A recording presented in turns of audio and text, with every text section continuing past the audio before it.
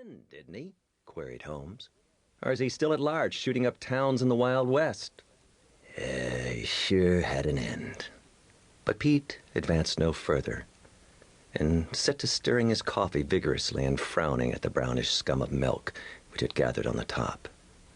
Well, this is a special occasion, you know. Crosby is going out to Chicago tomorrow, and I think Morgan ought to finish his last installment before Crosby leaves. Don't you, Pete? The force of Holmes' appeal was manifest at once in another roving of Pete's eyes. Crosby was his favorite of the three of us. There was no doubt about that.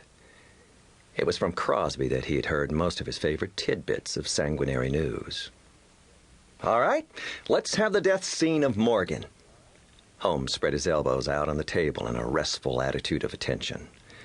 Pete's eyes wandered to the corner of the room and stayed there a moment, and his spoon stopped in its incessant circling. Morgan didn't die, he said at last. Aha! Holmes rubbed his hands in anticipation. I get you now. It's better than a death scene. Enter the lady. She saved the soul of Morgan, huh? Crosby, I'll lay you 10 to 1 she was a blonde. Did she have dimples, Pete? Pete sighed. There wasn't no woman. It was apparent enough to me that the memory of the thing was torturing Pete. I would have stopped Holmes if I could, but he disregarded my frantic winking with a careless shrug of his shoulders. No woman? That's rotten luck, Pete, huh? Shut up, Holmes, broke in Crosby. This isn't your story. But what do you make out of it? Pete says that Morgan ended up with a bang, yet he didn't meet a woman and get saved, and he didn't die. Here Pete fortified himself with an exclamatory sip of coffee and cleared his throat noisily as he set down his cup. He waited with a curious intentness, knowing that the story was about to come. I could see Pete's plump face wrinkling a little with pain, or perhaps it was from the mere effort of memory.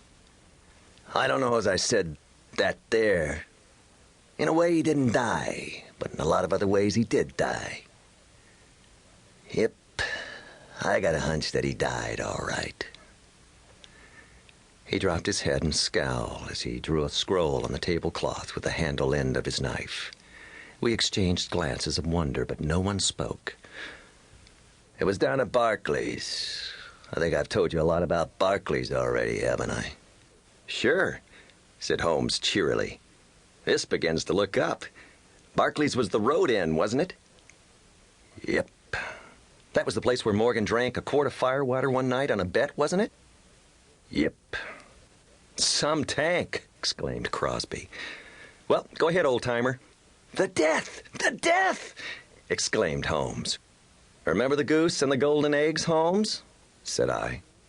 They had stood for Morgan a long time, went on Pete, as if he had not heard the comments. He'd never done no murder. He'd shot a couple of men, but fair fightin' always. That was the way it lay for a while. Sometimes they'd get up posses, chase him through the hills. All they got was a sight of him ducking around a curve a long ways ahead, or maybe some bullets kicking up dust just in front of them and telling them to keep back, sort of polite. And that was the way things stood for a long time. But Bridgewater was getting bigger and bigger. Finally, they got to be a city and had their own mayor and all that. That was how it started. He shrugged his fat shoulders and frowned over his coffee again. It seemed as though he hated to come to the point of his tale. Well, he went on, one night this guy, Morgan, holds up a stage coming into Bridgewater on the Caswell Road. It was the first stage he'd stuck up for nigh under 2 months. That was the funny part of it.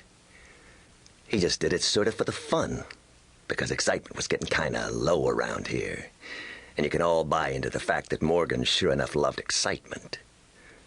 Yeah, we gathered that all right, grinned Crosby. I thought his finish came in a saloon, not holding up a stage, queried Holmes. Pete regarded him with equal parts of sadness and vexation. I'm trying to tell it from the start, because if there hadn't been no hold-up, there wouldn't have been no finish to Morgan in the saloon. You see, when he stuck up the stage, all he got was a couple of watches which stopped